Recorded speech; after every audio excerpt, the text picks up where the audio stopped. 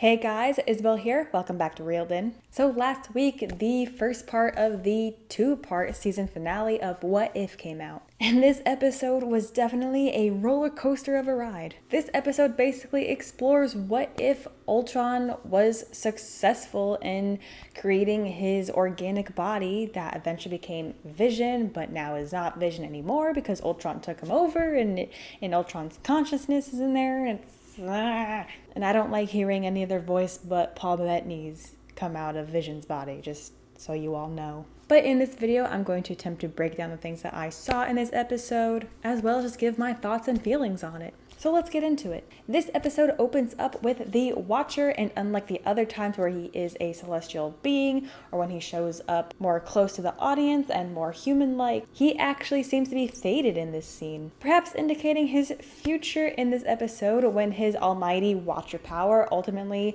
won't be enough to save him from Ultron, and also indicating that his resolve of not interfering is also fading. And then we see Clint and Natasha fighting off the Ultron sentries.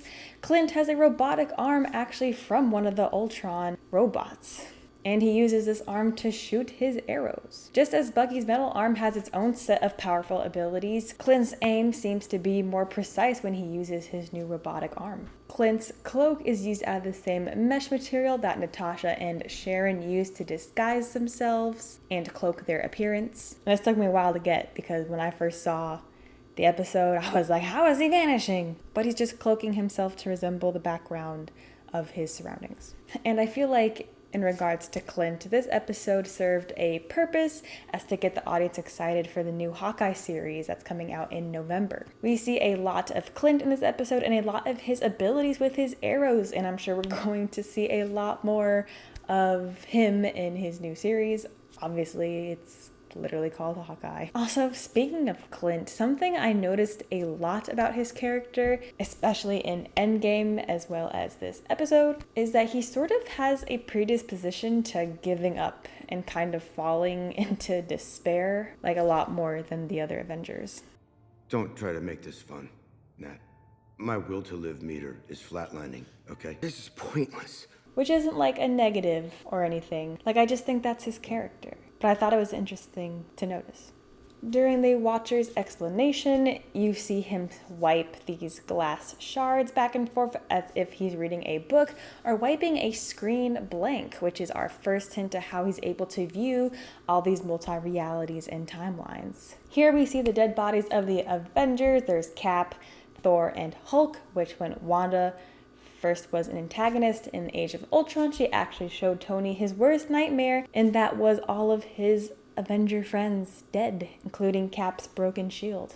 And I really am sorry to all you Tony stans out there, because this is the 5th time you've had to see him die in the MCU. But Ultron succeeds in releasing all the nuclear weapons and destroying the whole planet, which to me kind of doesn't make sense that Clint and Natasha are able to just walk around on the ground, because they're still on Earth, and it's not that many years, or even months maybe, after this nuclear apocalypse happened, basically. Like, the Earth should still be pretty heavily radiated. Like, enough radiation to cause deformations in animals and plants, and like definitely to vaporize and kill people. Like in Chernobyl, you shouldn't even be able to sustain living there and walking around without protective gear and like breathing apparatuses. But they're Avengers, so I guess they're just built different. Also, the amount of like plot convenience I found in this episode is kind of funny. Like, I'm not bashing on it, because it does what it's supposed to do. It moves the story forward. But I just kind of found it funny. And it also shows us Ultron's learning capability. When he was made, essentially born, his viewpoint is that there was just one Earth, and that was it. That was his whole universe. But then you have Thanos step in, and at just the right moment, with 5 of the 6 Infinity Stones, and Ultron just ups and slices him in half. No hesitation. Thanos who? Big bad of the universe who? But by seeing Thanos come through the portal and obtaining the Infinity Stones, Ultron quickly discerns that there are other worlds in the galaxy, and Earth is not alone.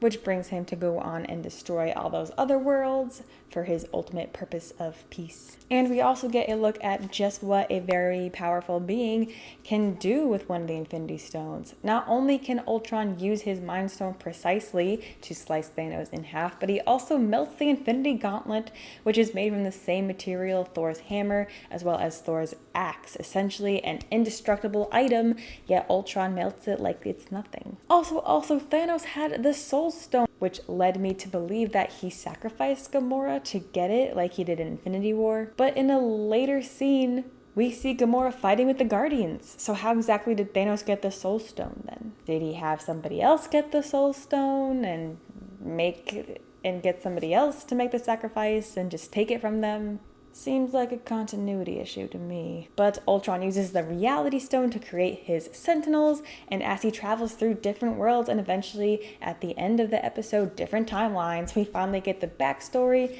to the ending of last episode where Ultron basically crashed Party Prince Thor's party. But on his quest for peace, Ultron starts off with destroying Asgard, which I suppose makes Ultron responsible for Ragnarok and not Satar, who in mythology and also in the MCU is supposed to be responsible for Ragnarok, because like Ragnarok is not stoppable, like we found that out in the movie Ragnarok. So I wonder, like, that has to mess up the universe in its own way, you know, because that's like something that's always supposed to happen.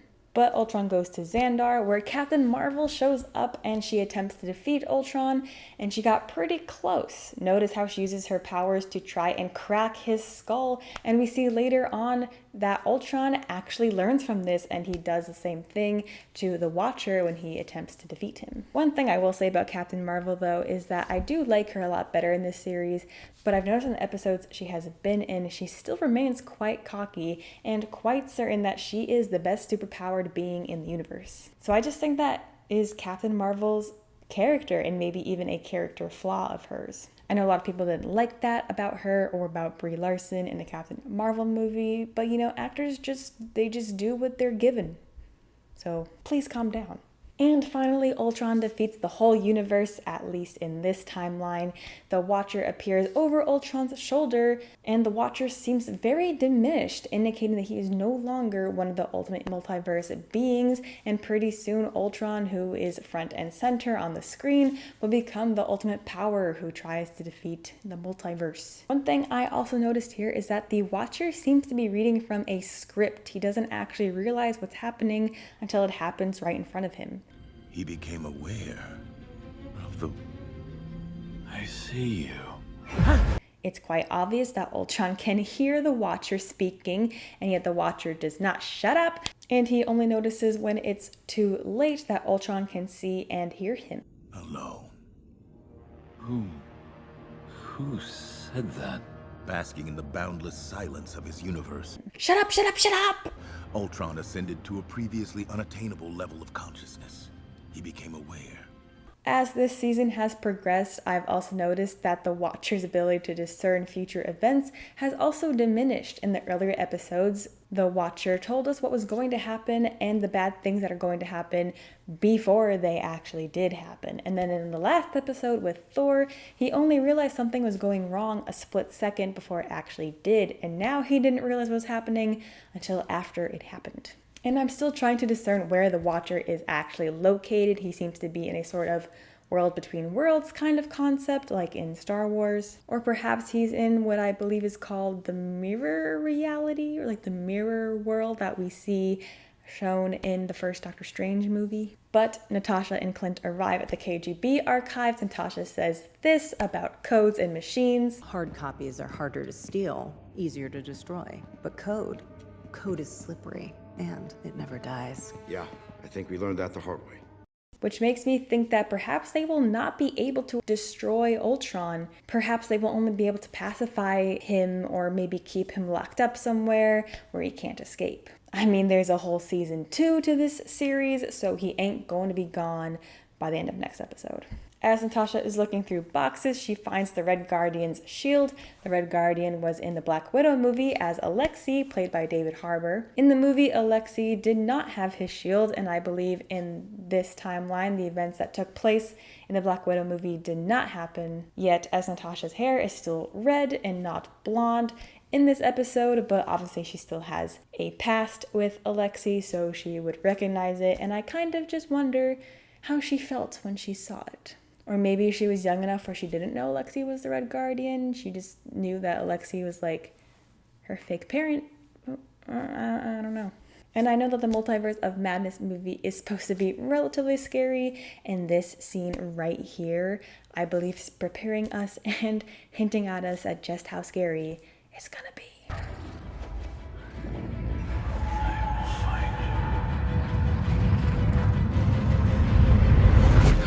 Upon discovering Zola's name, Nat and Clint go to Siberia to an old Hydra base, the same base in Captain America Civil War where Steve, Bucky, and Tony fight it out and the Avengers ultimately split up. In Siberia, though, they come upon Zola's last remaining AI and decide to download him onto one of Clint's arrows.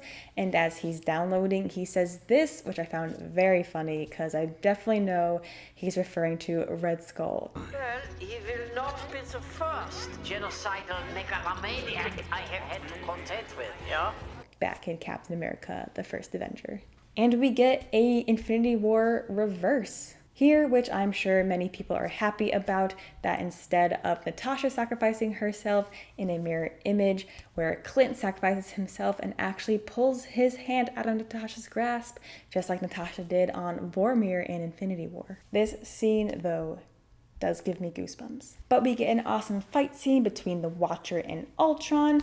Didn't even know the Watcher had abilities like that. For some reason, I assumed they're more of like a peaceful pacifist kind of deal where they just sit there and watch and not really do anything about it. But like I said, the fight scene was awesome. One thing I'm pretty confused about, though, is how Ultron is able to use the Infinity Stones, as we found out in the Loki series, that when the Infinity Stones are taken out of the timeline they're supposed to be in, they pretty much lose all of their ability. So technically, Ultron is in another timeline. Actually, he's in the Watcher's dimension, which I don't even know if that's its own timeline. It might be like the TVA where it technically exists but doesn't exist. So technically, I feel like the stones shouldn't work unless Ultron is using his own power to power those Infinity Stones, which is why those energy blasts look a bit different than when we've seen them being used in the MCU. But Ultron knocks the Watcher out of his little dimension, and it breaks what I think is essentially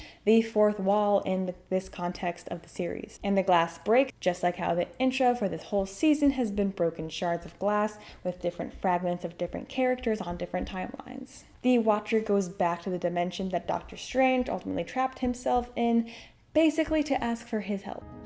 I see now. I need your help.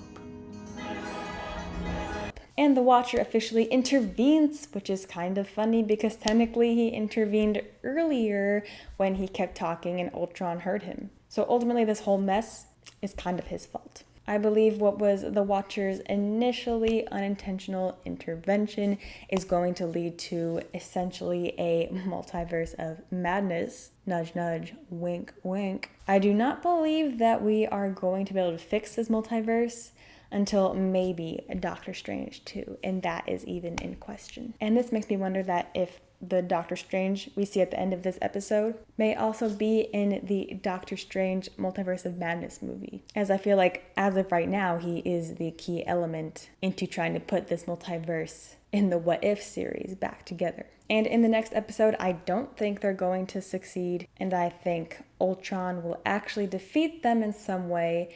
And as we keep thinking in WandaVision, how Wanda messed up the multiverse, and then when Loki happened, we thought Loki was the one who messed up the multiverse. But now maybe it's really going to be Ultron, or perhaps a culmination of all of them. Oh, and whatever happens in No Way Home, probably going to have to deal with this too. But as for next episode, we have Doctor Strange. I'm assuming, going off of the episodes we've seen, Captain Carter, Star-Lord, T'Challa. The zombie peeps have to come back. So like Spidey and like Scott Lang, the head of Scott Lang. They gotta come back. Natasha Romanoff, obviously, and now Zola.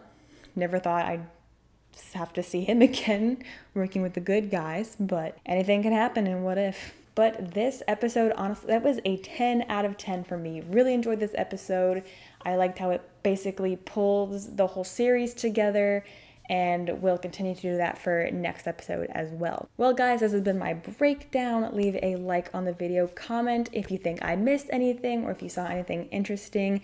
Let me know. I'd be happy to hear from you. Be sure to subscribe to the channel and don't forget to press the notification bell so you know when I upload future reaction and breakdown videos. Well guys, that's all I've got for you today, so thank you so much for watching, and I'll see you guys next time.